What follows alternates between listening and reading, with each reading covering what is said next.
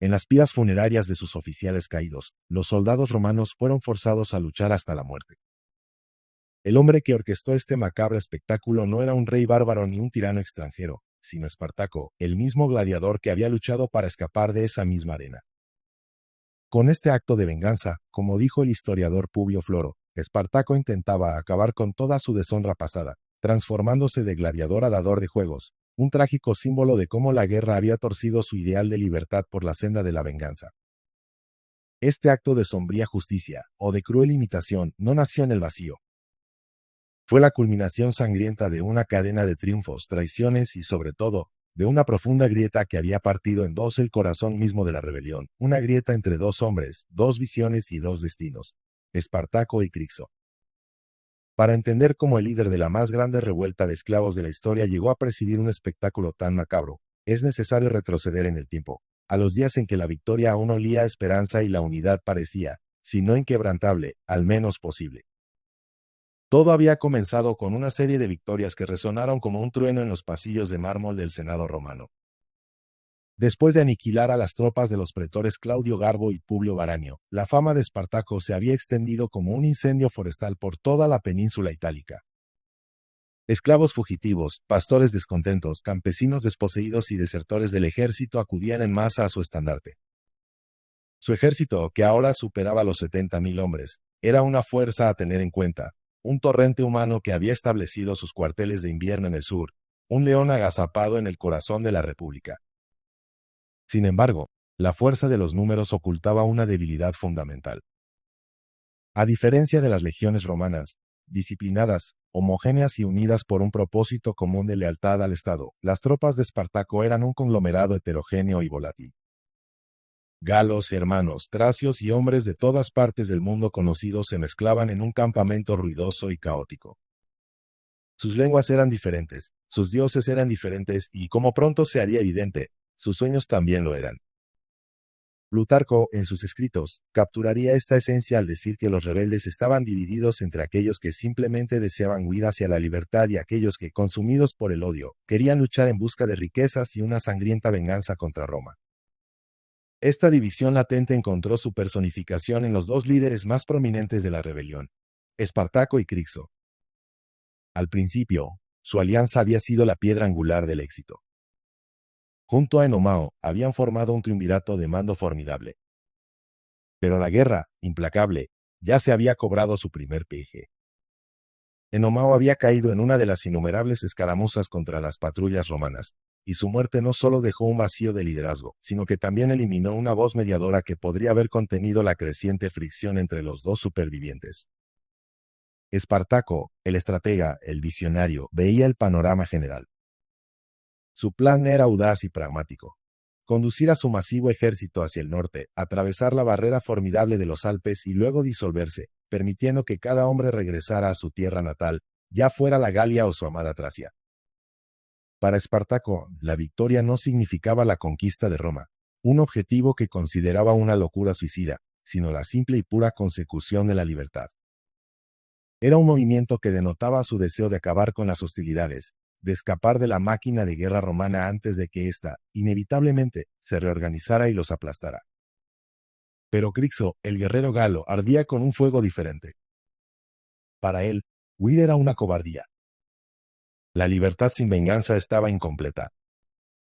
Soñaba con marchar sobre la misma Roma, con humillar a la ciudad que los había esclavizado, y mientras tanto, abogaba por continuar los saqueos y pillajes en las ricas villas y ciudades del sur de Italia, acumulando riquezas y sembrando el terror. El desacuerdo no era meramente táctico, era filosófico, una colisión entre el pragmatismo y la pasión, entre la esperanza de un nuevo comienzo y el deseo de un final sangriento. La tensión en el campamento rebelde durante ese invierno del 73 al 1972 a.C. era palpable, un frío más penetrante que el viento que soplaba desde las montañas. Las discusiones entre Espartaco y Crixo se volvieron más frecuentes y acaloradas, a menudo a la vista de sus hombres, que comenzaron a tomar partido. Los seguidores de Crixo, en su mayoría galos y germanos de temperamento feroz, se sentían atraídos por la promesa de botín y la gloria de la batalla. Se burlaban del plan de Espartaco, llamándolo una retirada disfrazada de estrategia. «Hemos hecho sangrar a Roma», Gritaban en sus fogatas nocturnas, alzando sus copas de vino saqueado. ¿Y ahora nos pide que corramos como perros asustados con el rabo entre las patas? Por otro lado, los hombres leales a Espartaco, muchos de ellos tracios como él o itálicos que solo querían volver a sus granjas, veían la sabiduría en sus palabras. Entendían que su ejército, por grande que fuera, carecía de la capacidad para asediar una ciudad fortificada como Roma y de la disciplina para mantener una campaña a largo plazo. La evidencia de esta división se hizo innegable. El historiador y poeta Publio Floro registraría más tarde los ataques llevados a cabo por destacamentos rebeldes contra las lejanas regiones de Turios y Metaponto. Estos lugares estaban geográficamente distantes de los cuarteles generales de Nola y Nuceria, donde Espartaco centraba sus esfuerzos de reclutamiento y entrenamiento. Para Floro, y para los analistas militares romanos, un ataque tan disperso y aparentemente sin coordinación solo podía significar una cosa: la existencia de al menos dos facciones operando de forma semi-independiente dentro de la rebelión. Finalmente, con la llegada de la primavera del 1972 a.C., la cuerda se rompió. Las tropas rebeldes comenzaron a abandonar sus campamentos de invierno, pero no como una fuerza unificada. La masa de hombres era demasiado grande para marchar como una sola columna, lo que proporcionó la excusa perfecta para la separación. Crixo, al frente de una fuerza de unos 30.000 hombres, en su mayoría galos y germanos, se separó del cuerpo principal del ejército. Su intención era clara. Mientras Espartaco iniciaba la larga y ardua marcha hacia el norte, cruzando los Apeninos en su camino hacia los Alpes, Crixo se quedaría en el sur para continuar su propia guerra de saqueo y terror. A pesar de la profunda discordia, la mayoría de los rebeldes, casi 70.000, permanecieron bajo el mando de Espartaco, un testimonio de su inmenso carisma y la confianza que inspiraba. Pero la división era un error catastrófico, una herida autoinfligida que sangraba fuerza y unidad. Y los romanos, que habían pasado el invierno lamiéndose las heridas y reorganizando sus fuerzas, estaban listos para explotarla. El Senado romano, cansado de la humillación y de los constantes informes de saqueos y vandalismo, decidió que la broma había durado demasiado. La rebelión ya no era un asunto para pretores de segunda fila. Era una guerra en toda regla que amenazaba la estabilidad de Italia. Por ello, movilizaron a los dos cónsules de ese año, Publio Valerio Publicola y Gneo Cornelio Léntulo Clodiano, y les entregaron el mando de varias legiones, un ejército formidable con la única misión de aplastar la revuelta de una vez por todas.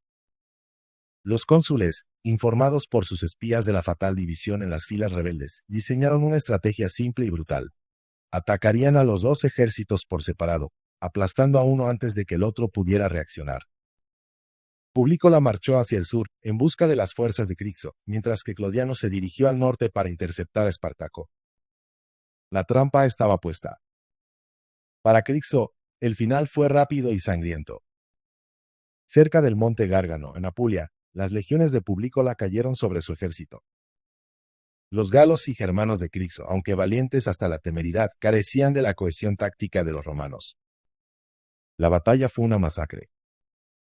Más de 2/3 de las fuerzas de Crixo, unos 20.000 hombres, fueron aniquilados, y con ellos murió el propio Crixo, el guerrero que soñó con saquear Roma pero que solo encontró la muerte en un campo anónimo del sur de Italia.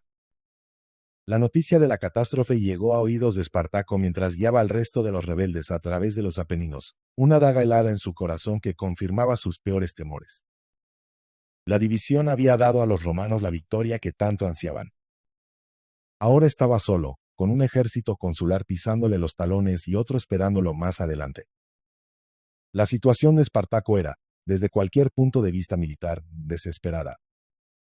Mientras conducía a su enorme columna de rebeldes, ahora una mezcla de soldados y un número creciente de civiles que se habían unido a ellos, hacia el norte, el peso de la responsabilidad caía sobre él como una losa de granito. Había llegado a la fértil llanura del río Po, la puerta de entrada a los Alpes y a la libertad. Pero esa puerta estaba cerrada. Al norte, bloqueando su camino, se encontraba el ejército del cónsul Léntulo acampado y esperando. Y por el sur, acercándose a marchas forzadas, venían las legiones victoriosas de Publícola, envalentonadas por su reciente masacre de las fuerzas de Crixo. Espartaco estaba atrapado, literalmente, entre el martillo y el yunque. Su ejército, aunque numeroso, era su mayor debilidad en ese terreno.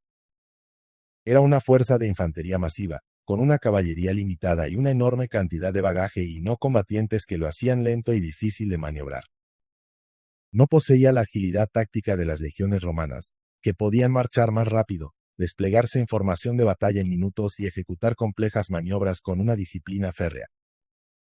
Espartaco miraba a su gente, los rostros cansados de los hombres, las miradas asustadas de las mujeres y los niños, y sabía que un enfrentamiento directo en campo abierto sería un suicidio. Estaban en una trampa mortal. Fue en este momento de crisis absoluta donde la verdadera genialidad de Espartaco se manifestó. Los detalles exactos de lo que sucedió a continuación se han perdido en la historia, un vacío deliberado en los anales romanos, que encontraron la verdad demasiado humillante para registrarla. Pero a partir de los fragmentos y las consecuencias, podemos reconstruir el contorno de una obra maestra táctica. Espartaco, sabiendo que no podía enfrentarse a ambos ejércitos a la vez, decidió hacer lo impensable: atacar primero a uno, y luego al otro, con una velocidad y audacia que desafiaban toda lógica militar.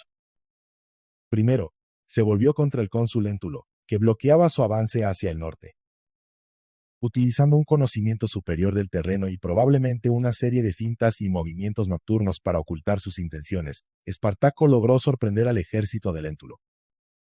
En lugar de una batalla campal, es probable que lanzara un ataque sorpresa y devastador contra el campamento romano, quizás al amanecer, sembrando el caos y el pánico antes de que las legiones pudieran siquiera formar sus líneas. El ejército de Léntulo, cogido por sorpresa y superado por la ferocidad del asalto, se desintegró. Sin detenerse a celebrar, Espartaco ejecutó la segunda parte de su plan imposible. Dejando atrás a los restos del ejército de Léntulo, giró a sus hombres 180 grados y marchó a una velocidad increíble hacia el sur, directamente hacia el ejército de Publícola que avanzaba. El cónsul, esperando encontrar a un Espartaco debilitado y en retirada, se encontró de frente con un ejército rebelde victorioso y enardecido. La batalla que siguió fue, según todos los indicios, una catástrofe para Roma. Espartaco, ahora con la moral de sus tropas por las nubes, aplastó a las legiones de Publícola.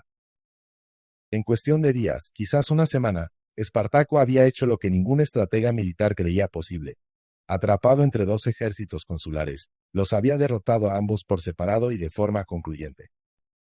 La noticia cayó como una bomba sobre Roma. La ciudad, que había celebrado la victoria sobre Crixo, se vio sumida en un estado de shock y pánico. Dos ejércitos consulares, la máxima expresión del poder militar de la República, habían sido humillados y destrozados por un grupo de esclavos. La vía hacia Roma estaba, por primera vez, completamente abierta. Fue entonces, en la cima de su poder y con el sabor de una victoria imposible todavía en sus labios, cuando Espartaco tomó la decisión que definiría su legado y que nos devuelve a la escena inicial de este relato. El cuerpo de Crixo no había sido recuperado, pero su memoria exigía honor. Y la arrogancia de Roma exigía una respuesta. Espartaco, de pie ante los miles de prisioneros romanos que había capturado en las dos batallas, pronunció una orden que heló la sangre de sus propios hombres. 300 de los prisioneros romanos de más alto rango fueron seleccionados. No fueron ejecutados rápidamente. En su lugar, se les entregaron armas y se les obligó a luchar en duelos a muerte como gladiadores alrededor de las piras funerarias simbólicas erigidas en honor a Crixo y a los oficiales rebeldes caídos. Era una inversión macabra de los roles, una lección brutal para la élite romana. El esclavo se había convertido en el amo de Ludus, el gladiador en el editor de los juegos.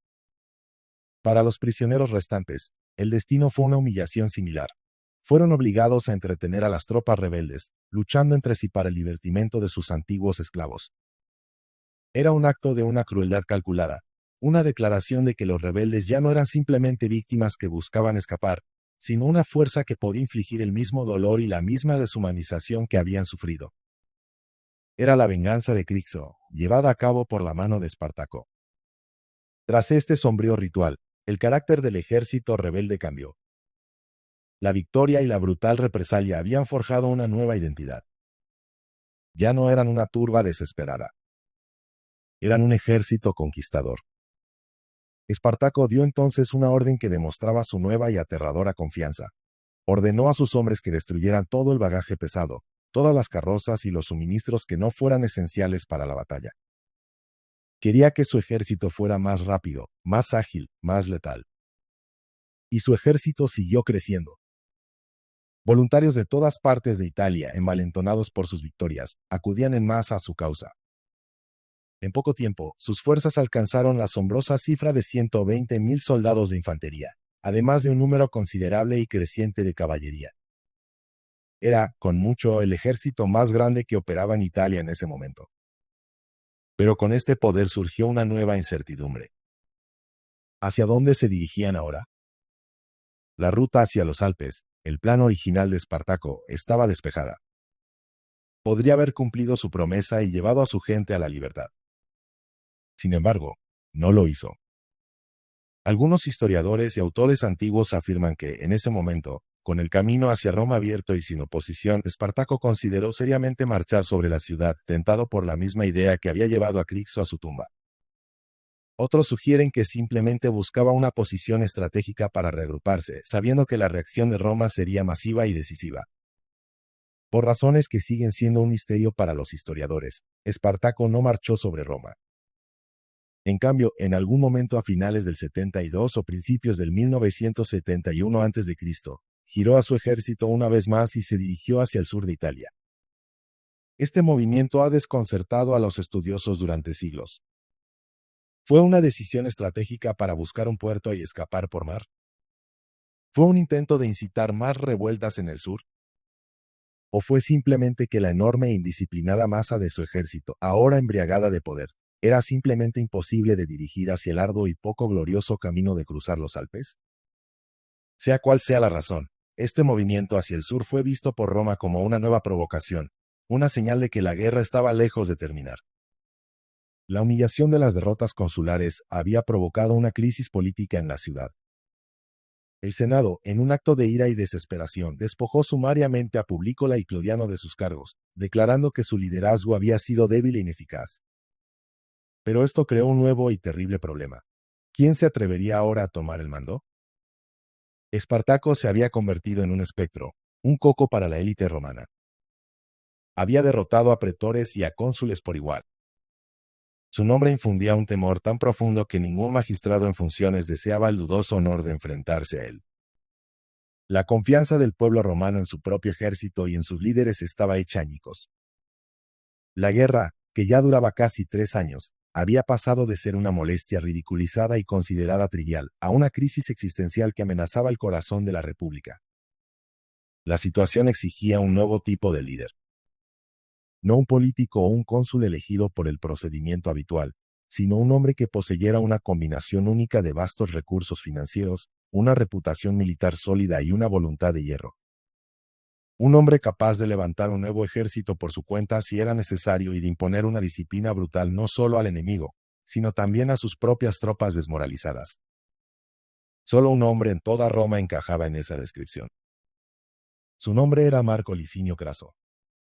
Craso era, en ese momento, el hombre más rico de toda la República, habiendo amasado una fortuna colosal a través de la especulación inmobiliaria, la minería de plata y el comercio de esclavos. Pero no era solo un hombre de negocios. Había sido un comandante competente y despiadado bajo el mando del gran general Sila durante la Guerra Civil del 1982 a.C., y conocía la guerra íntimamente. Cuando nadie más se atrevió, Craso dio un paso al frente y se ofreció voluntario para asumir el pretorado y el mando supremo de la guerra contra Espartaco. El Senado, aliviado, aceptó de inmediato. A Craso se le concedió el mando de las legiones supervivientes de los cónsules derrotados y se le autorizó a reclutar 6 nuevas legiones, un ejército de más de 40.000 hombres disciplinados y bien equipados. Craso comenzó a movilizar su gran ejército, una máquina de guerra diseñada con un único propósito: no solo derrotar a Espartaco, sino aniquilarlo a él y a cada uno de sus seguidores, borrar la mancha de su existencia de la historia de Roma. El enfrentamiento final, la colisión entre el hombre más rico de Roma y el esclavo que había hecho temblar al mundo, era ahora inevitable. La última y más sangrienta fase de la Tercera Guerra Servil estaba a punto de comenzar. El nombramiento de Craso marcó un punto de inflexión fundamental en la guerra. La era de la incompetencia y la subestimación romana había terminado. Craso no era como los cónsules anteriores. Era metódico, implacable y, sobre todo, entendía la psicología del miedo.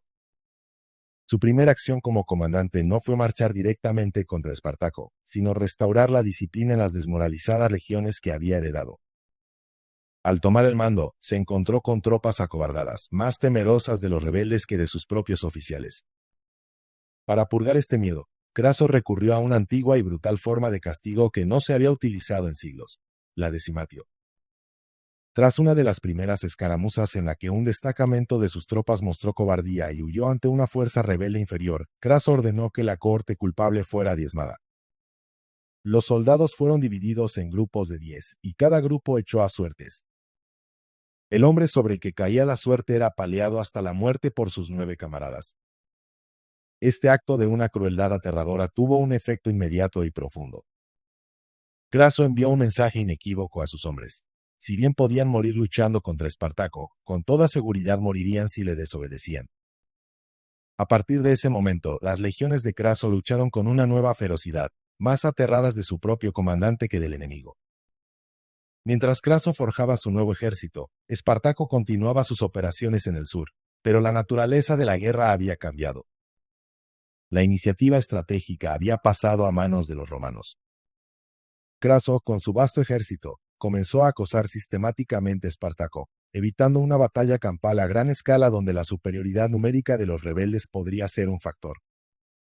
En su lugar, libró una guerra de desgaste, atacando a los grupos de forrajeo de Espartaco, cortando sus líneas de suministro y forzando al ejército rebelde a estar en constante movimiento.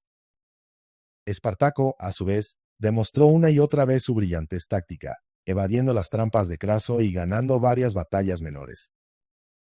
En un encuentro particularmente notable, Espartaco y sus hombres quedaron atrapados en la península de Brutium, en la de la Bota de Italia.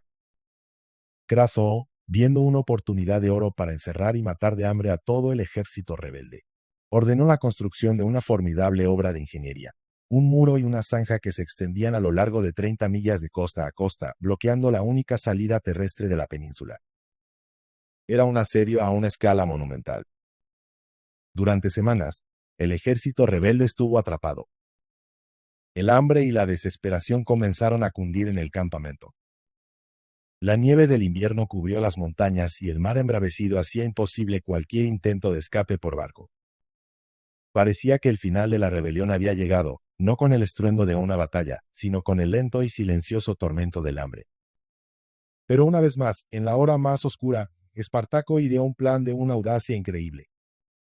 Durante una noche de tormenta de nieve cegadora, mientras los centinelas romanos se acurrucaban en sus puestos, tiritando de frío, Espartaco lanzó su fuga. Hizo que sus hombres llenaran la enorme zanja de Craso con tierra, madera y los cuerpos de los prisioneros y animales que habían sacrificado. Crearon un puente improvisado en la oscuridad y el caos de la tormenta. Al amparo de la noche, una gran parte de su ejército logró cruzar las fortificaciones romanas y escapar de la trampa. Fue una hazaña logística y un golpe moral devastador para Craso, quien se despertó a la mañana siguiente para descubrir que su presa se había desvanecido. A pesar de esta humillación, Craso había logrado su objetivo principal: había diezmado las fuerzas de Espartaco. Aunque muchos lograron escapar, un número significativo de rebeldes pereció en la trampa o fue capturado durante la caótica fuga. La guerra de desgaste de Craso estaba funcionando. El otrora masivo ejército de 120.000 hombres se había reducido considerablemente y estaba al borde del agotamiento. La fuga de Brutium fue la última gran victoria táctica de Espartaco. A partir de ese momento, la guerra se convirtió en una persecución desesperada. El ejército rebelde, ahora mermado y sin un objetivo claro, se fragmentó de nuevo.